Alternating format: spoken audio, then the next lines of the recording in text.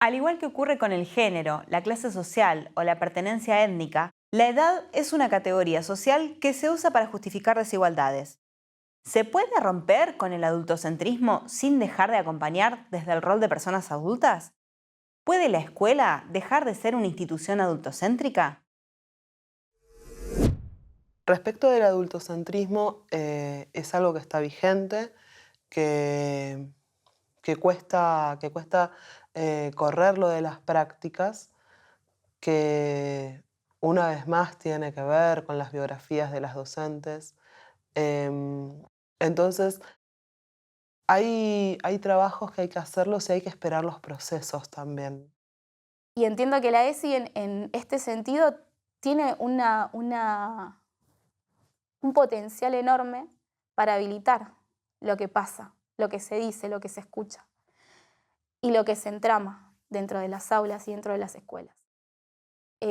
Cuando pienso en adultocentrismo, me corro de ese lugar y trato de pensar el aula en términos democráticos, en términos donde quienes están del otro lado, quienes están conmigo en ese momento, también se sientan cómodos, se sientan seguros y puedan asumirse.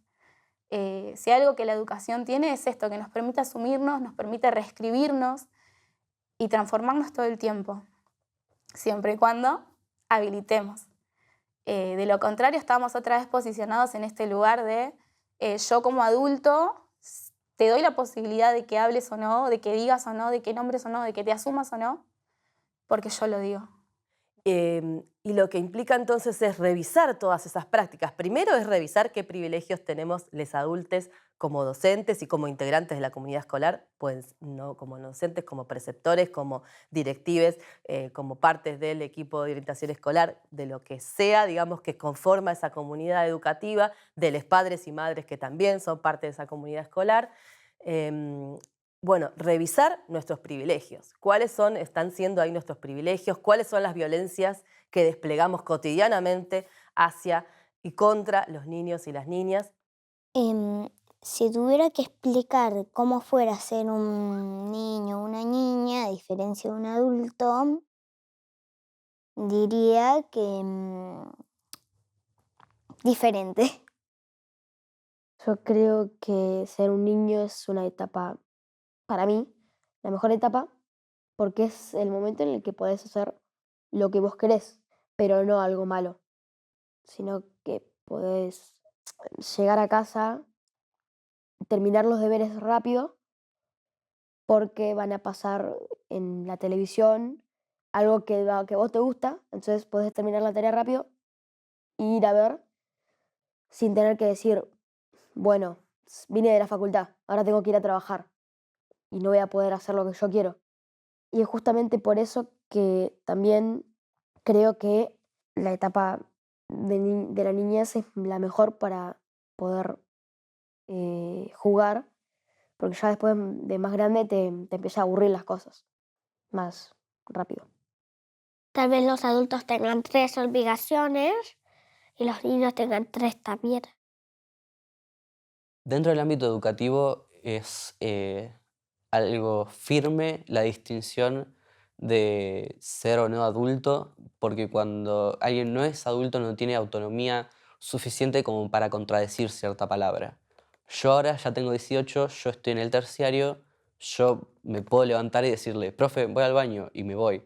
Esto no pasa cuando estás en la primaria, en el secundario, porque la justificación es, estás bajo mi responsabilidad, si te pasa algo en el baño, es responsabilidad mía. Entonces no puedo decir, básicamente, mi palabra no cuenta igual que la de una persona adulta dentro de la primaria y la secundaria. Las voces habilitadas siempre fueron las de los adultos que formaban, ¿no?, a esas niñas, a esas niñas, a esos niños, a esos jóvenes y adolescentes. Y esto está muy arraigado a la matriz escolar, ¿no?, a lo discursivo, a lo que circula, a lo que se dice, a lo que se permite que se diga, a lo que se escucha. Esto que estamos diciendo tiene que ver con una matriz que es cultural, que es económica, también que es social, que construye este lugar de sujeto más subordinado al que están destinadas las niñeces, en oposición al privilegio que tenemos los adultos por el hecho de ser tales. ¿Y cómo se construye esto? Bueno, a través de una matriz que por un lado es material, que implica quiénes podemos tener acceso a bienes y quiénes no, quiénes se conforman como los sujetos productivos e improductivos. Estas cuestiones, estas tematizaciones también nos rememoran a lo que tiene que ver con las mujeres, así que de hecho los vamos a encontrar bastante emparentadas, la línea de la opresión por edad, que también la opresión por género, y se van a unir claramente, porque además, tal como lo plantea, entre otros, Claudio Duarte Cuáper, que es un sociólogo chileno, el patriarcado y el adultocentrismo se conformaron de la mano. Lo mismo con el colonialismo, ¿no? Esta construcción bien binaria que hace que unos tengan ciertos privilegios y otros sean sujetos inferiorizados, sin posibilidad de acceso a bienes materiales, a ser considerados sujetos de conocimiento también. Todas esas cuestiones van conformando esta idea de adultocentrismo. No sé qué es un adultocentrismo. La verdad, yo creo que tienen los mismos derechos que los niños. El adultocentrismo es cuando un adulto o adulta cree que la palabra de un niño o niña pequeño o pequeña vale menos solo porque son menores de edad y que creen que entre más grandes los problemas más grandes son, pero no es cierto. Los problemas son iguales, hay problemas pequeños, problemas grandes, problemas. La escuela puede romper con la mirada adultocéntrica en la medida que genere prácticas que dialoguen con las preguntas e inquietudes de estudiantes. Y, sobre todo, que dejen de lado la idea de que niñas y adolescentes son seres carentes, incompletos o cuyo pensamiento e ideas serán solo válidas en el futuro. Para eso es necesario repensar y revisar el espacio y la calidad que le damos a la escucha. ¿Cómo es posible enseñar desde una forma no adultocéntrica? Básicamente, enseñar de una forma no adultocéntrica es escuchar a los estudiantes y a los estudiantes. ¿Qué proponen? ¿Sí? ¿Qué les interesa? ¿Qué les llama la atención? Yo siempre cuando me presento, lo primero que les digo es que la materia, la búsqueda o mi interés es que sea un 50 y un 50, que haya un diálogo permanente. Obviamente voy a proponer, porque la materia es nueva, no la conocen, y hay algunos elementos que son necesarios, pero también me interesa escuchar del otro lado, bueno, mira, estuvimos viendo este tema, vi esto en la semana, ¿lo puedo traer? ¿Sirve? Me ha pasado un montón de veces. Sí, profe, mira, estamos viendo tal serie, tal película, vimos tal noticia, lo relacionamos, estábamos viendo, no sé, el mundo, la problemática de la creación, del origen. Bueno, ¿cómo lo traigo? Me resirvió porque me ayudó para. O también, si hay un momento, generalmente cuando les presento toda la materia, yo siempre a la primera unidad la doy como obligatoria, como necesaria, pero el resto se las dejo elegir a ellos. Les presento todas las preguntas, toda la problemática que trae la materia, elijan. Digo, porque eso creo que es una gran mirada. No sé si todas las materias pueden hacer que elijan libremente la unidad. La verdad que no lo sé. Habría que preguntar en los distintos diseños o en las distintas como visiones de las materias. Pero es realmente interesante cuando ellos eligen acorde al interés, porque la mirada totalmente cambia frente al conocimiento nuevo. En una de las escuelas donde trabajaba estábamos organizando una semana de la ESI en una primera instancia con organizaciones fuera de la escuela, con docentes, con personas que venían de afuera también para poder hacer talleres. Y estábamos organizando las charlas, un grupo de referentes de ESI, y en ningún momento le habíamos hecho la consulta a los chicos y las chicas sobre qué querían esos talleres, ¿no? Decir que nos dimos cuenta en el momento y pudimos revertir esa situación. Claro, fue un éxito la jornada, pero porque los talleres estaban pensados por y para ellos y ellas, ¿sí? Entonces, eso, tenemos tan arraigado que nuestra mirada va a estar bien, que no vemos la posibilidad de ponerlos en un lugar protagónico, quizás, ¿no?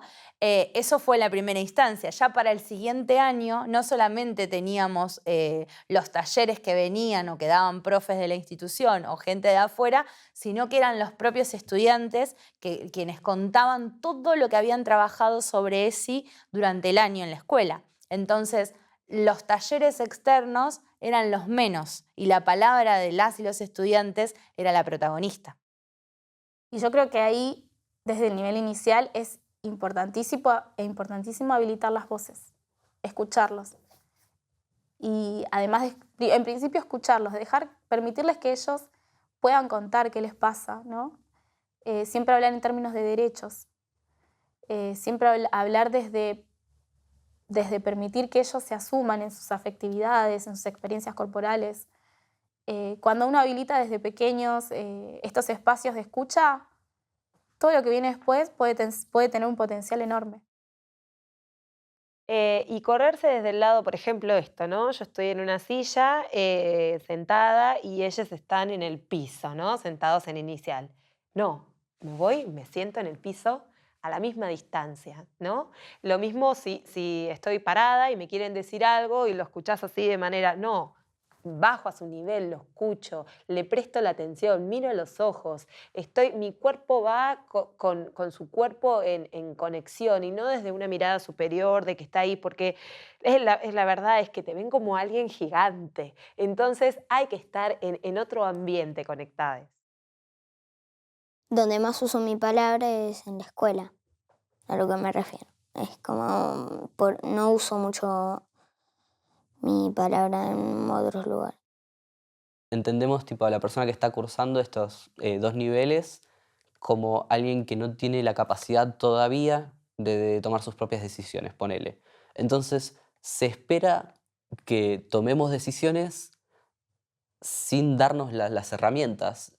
Entonces, es como, no, dame tu opinión acá. Pero después cuando uno se sale de lo que le requirieron, cuando uno toma sus propias decisiones dentro del material y cómo lo quieres poner, hay una penalización porque no estás cumpliendo con lo que te dijo la persona adulta. Si una persona adulta te dice sentate acá y no salgas al recreo y vos vas en contra de esa palabra, si bien es tu libertad de levantarte y hacer lo que te pinte, es una falta de respeto porque es una autoridad y la autoridad de una persona adulta es incuestionable e inamovible cuando uno es joven, por así decirlo, cuando uno no llegó todavía a la adultez. Sí, me ha pasado muchas veces, por ejemplo, cada vez que voy al médico o que voy no sé, en la escuela también me pasa muchas veces de que me hacen preguntas sobre mí y si yo las respondo como que lo dudan, ¿viste? No saben si es verdad, si es mentira. Y viene mi mamá y responde lo mismo que yo respondí sobre mí y le hacen caso a mi mamá, solamente porque es una persona adulta. Cuando hablamos de lo infantil, lo estamos minorizando, ¿no? Siempre cuando decimos no seas infantil es otro modo que solemos usar cotidianamente, lo usamos de manera peyorativa, ¿no? Lo decimos no seas infantil porque lo suponemos algo bueno, suponemos que es algo malo, que hay que corregir, no seas inmaduro también, porque la idea de infancia está muy ligada a la madurez e inmadurez, ¿no? Y a quién puede ser un sujeto autónomo y maduro y autosuficiente y quienes no.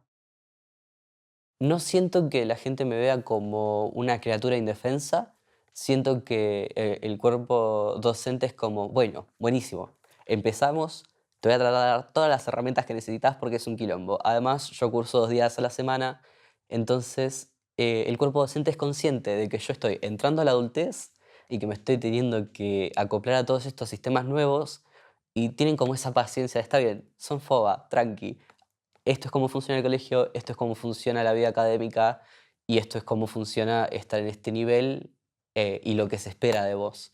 Si bien ahora es como, crucé los 18 y de la nada soy una persona capaz y competente, como si se manifestara solo, ¿viste?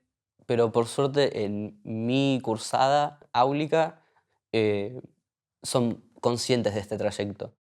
Cuanto más como estudiante uno se va acercando a la adultez, más se apuran en darte todas las herramientas posibles para que tengas tu propia opinión y tengas tu autonomía.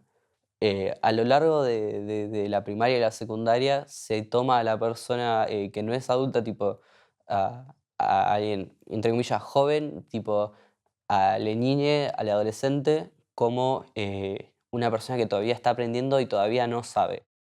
Y que tiene que ver con una relación autoritaria también hacia los cuerpos niños, que se manifiesta, por ejemplo, en las distintas violencias que desplegamos alrededor de los niños y las niñas, la mayoría de las cuales todavía, aún hoy por hoy, son muy naturalizadas e invisibilizadas. Muchísimo más todavía que las cometidas y las ejercidas contra las mujeres o identidades disidentes, donde ya ha habido todo un recorrido que se viene haciendo a fuerza de organización, a fuerza de movimientos, de poner en tela de juicio. Con las niñas todavía eso cuesta muchísimo más, ¿no? Por ejemplo, para decir bien ejemplos, ¿no?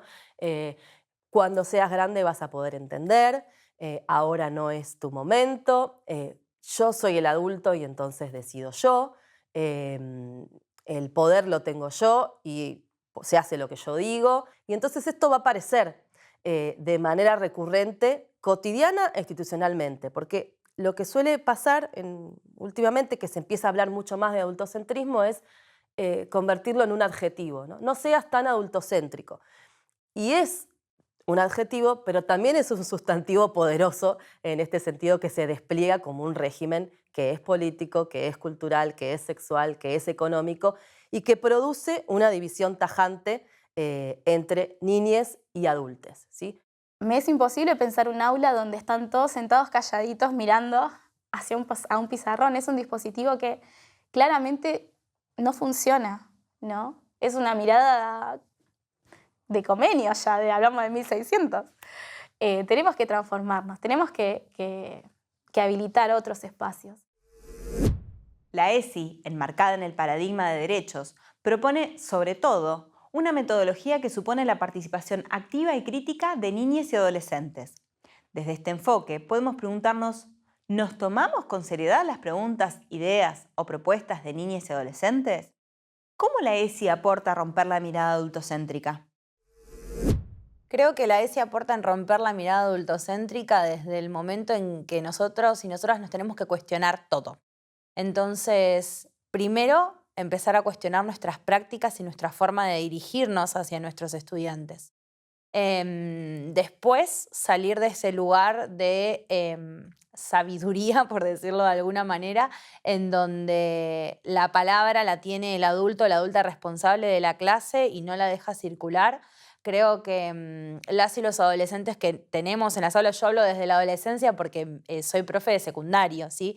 No lo permiten más a eso o buscan no permitirlo. Entonces, entender que la pluralidad de voces y que las generaciones de ahora nos vienen a enseñar un montón de cosas y está bien, ¿sí? Se lo podemos agradecer a la educación sexual integral de todas formas, ¿no? Yo trabajo mucho con sus gustos, ¿no? Es decir, bueno, al principio de año lo que hago es decir, bueno, qué música les gusta, qué escuchan, qué se escucha en la casa. Entonces creo propuestas a partir de ahí, ¿no? De decir, bueno, qué puedo de lo que ellos traen trabajar y qué puedo también sumar, ¿no? También para conocer diversidad de músicas. Entonces voy creando con lo que ellos proponen y con lo que yo propongo otros ambientes y otras formas y otras actividades que por ahí no es marcar ya, bueno, yo voy a proponer la canción de la chacarera tal y tal. No, consensuarla entre todos, les gusta más esta, o ahora, por ejemplo, que se viene el acto, bueno, ¿qué canción les gusta más para moverse, para cantar esta o la otra? Con una sala creamos la canción, la grabamos todo, la filmamos y van a bailar la propia canción que ellos hicieron y es algo hermoso. Es como empezar a romper con esas situaciones de verticalidad. Si la docente habla hay que callarse, no. Si un compañero, una compañera se está expresando, me tengo que callar para poder escuchar. No es tan complejo. Respecto de decisiones, yo tomo las decisiones que van a hacer o que sospecho que van a hacer que mis alumnos y alumnas puedan transitar su proceso de aprendizaje y que los acompañe a crecer y todo eso, pero en el camino voy armando esas propuestas, primero a partir de la escucha atenta que genero dentro del aula. Y segundo, que también soy permeable a romper con cuestiones que por ahí ya he planificado y en el camino digo, no, esto no está funcionando, a los chicos no los atrae, no les interesa, no les aporta nada, no los acompaña a avanzar. Emito preguntas, ¿a qué quieren jugar? ¿Qué quieren leer? Votamos, todo el tiempo votamos cosas. Cuando hacemos producciones colectivas, en mi aula no hay nada decidido, lo decidimos todos juntos. O sea, ¿dónde vamos a colgar este banco de palabras que armamos? ¿Dónde vamos a poner tal cosa? ¿Quién va hoy a repartir tales otras cosas? Como que las decisiones son siempre compartidas. No es que yo lo elijo, ni doy premios a los que mejor se portan, ni a los que peor se portan. No pasa eso. O sea, las decisiones las tomamos en conjunto. Al momento de leer ni hablar que elegimos qué, al momento de hacer la autoevaluación, tenemos proyecto de autoevaluación y evaluación, yo conformo la nota con mis alumnos, por más que son chiquititos, tienen una conciencia en la que vamos haciendo un proceso.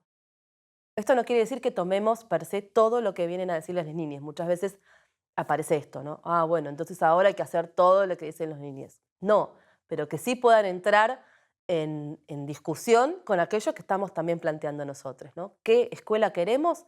Lo tenemos que plantear sobre los adultos, también lo tienen que plantear las niñas, ¿no? Como una oportunidad para repensar eso también. Tipo, cuando hoy fuimos a la biblioteca y no nos dan un libro y tenemos que agarrarlo sí o sí. Elegimos el libro que tenemos un montón para elegir. No sé, teníamos que hacer un acto y los profesores nos dejaban tomar nuestra palabra.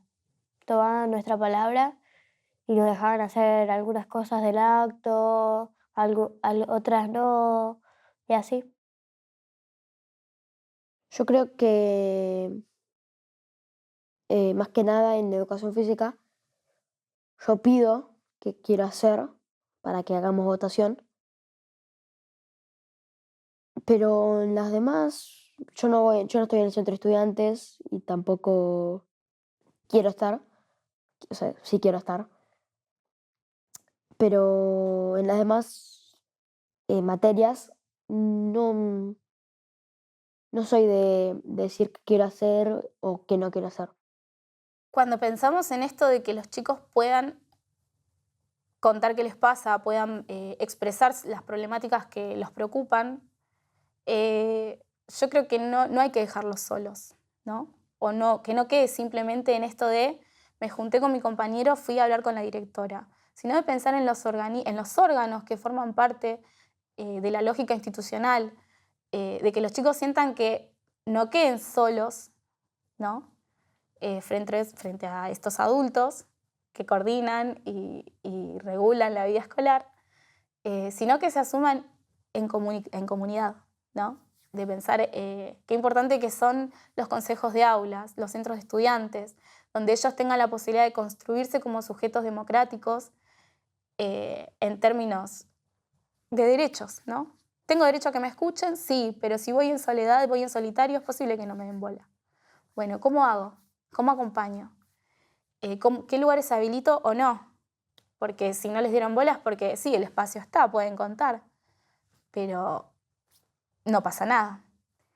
Entonces, en este sentido, creo que es muy interesante pensar en que esto que se dice en la escuela de que sí están los centros de estudiantes, sí están los consejos de aula, no queden en un papel o en un acuerdo que se hizo en marzo y quedó ahí en la pared colgada, sino de que realmente se lleven adelante, se materialicen y se hagan posibles. ¿Tienen lugar las niñeces? ¿Tienen lugar, hay un lugar para la escucha auténtica de esas niñeces? ¿O generamos espacios de cómo sí, que esto puede pasar mucho, cómo si escucháramos a las niñeces? Entonces, les dimos el espacio, pero no participaron, no quisieron hacer nada, son apáticos, no les interesa. Esta es otra también, ¿no? Muy recurrente en las escuelas, porque se intenta algo que en realidad no está tomando las demandas, necesidades de las niñas, sino, bueno, generemos este espacio para decir que efectivamente estamos tomando la voz de los pibes. Cuando esto de verdad no está impactando en decisiones compartidas, en generar espacios propios para los pibes de participación, de organización, pero también que puedan impactar en la cotidianidad escolar. Que reconocer a las niñeces como sujetos de derecho, implica poder entender que el derecho a la expresión, el derecho a recibir educación, esos derechos no implican la obligación del niño o de la niña de obedecer. Eso es como lo primero que hay que entender. Entonces, que los niños y las niñas tienen derecho a que los cuidemos, a que generemos espacios seguros de enseñanza y de aprendizaje, ya nos posiciona en la posibilidad de poder romper con el adultocentrismo. Me refiero a que no son los niños y las niñas quienes tienen que tomar decisiones adentro de la escuela, pero sí que tienen que ser parte de esas decisiones. Y también volviendo sobre los sujetos niños y niñas, ¿no? Que son los que ejercen cotidianamente sus derechos dentro del ámbito escolar, o sea, volver a pensarlos también como los sujetos por excelencia de la comunidad escolar, ya no como esos sujetos a los que hay que llenar de conocimientos, solamente llenar de contenidos, sino como esos sujetos que también habitan y nos interpelan en la comunidad escolar. Y en este sentido, ahí me parece que un aporte de la ESI y especialmente de las niñeces disidentes es generar incomodidad. Durante mucho tiempo costó incluir y pensar las niñeces disidentes incluso dentro de los movimientos por la disidencia y diversidad sexual, porque se los costaba pensarlos como sujetos que se afirman y que dicen, y que sostienen y que se afirman desde allí. ¿Y por qué? Porque aparece esta idea de nuevo, de el niño es un sujeto que se está construyendo, que se está desarrollando, como si los adultos no fuéramos también un poco eso, ¿no?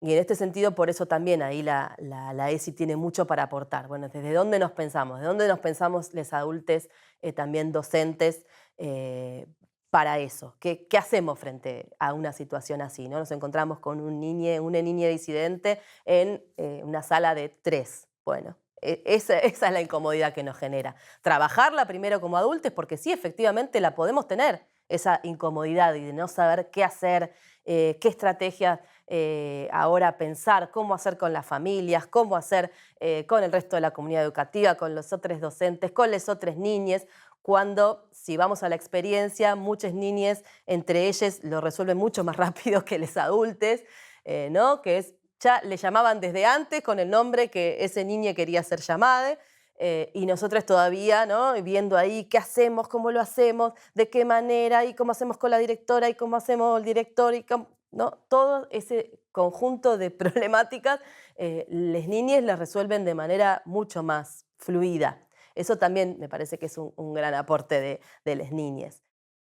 Empezar a tener la escucha atenta respecto de los deseos de los alumnos es como otro de los ejes. Reconocerlos como sujeto de derechos, escuchar atentamente cuál es el deseo del otro, de la otra. Son como puertitas de entrada a poder generar otro tipo de relaciones, que ya no tienen que ver con una verticalidad, sino con una horizontalidad. Me pasa en mi experiencia que cuando permito, ¿no? Y cuando dispongo de la materialidad del aula en estos términos horizontales de co-construcción, donde yo no solamente habilito que los chicos se asuman y forman parte de su proceso educativo, sino que también repienso mis propuestas, mis prácticas, los modos de intervención, escuchando lo que sucede. Es importante generar procesos para que las personas, desde la infancia, aprendan a participar activamente en la sociedad. Para eso, es necesario un trabajo continuo en el ejercicio de la escucha, que incluya sus miradas y opiniones como sujetos de derecho. Nuestra tarea, entonces, es acompañar estos procesos desde el diálogo y el respeto hacia sus propias ideas, argumentos y experiencias, para incorporarlos como parte de la construcción comunitaria.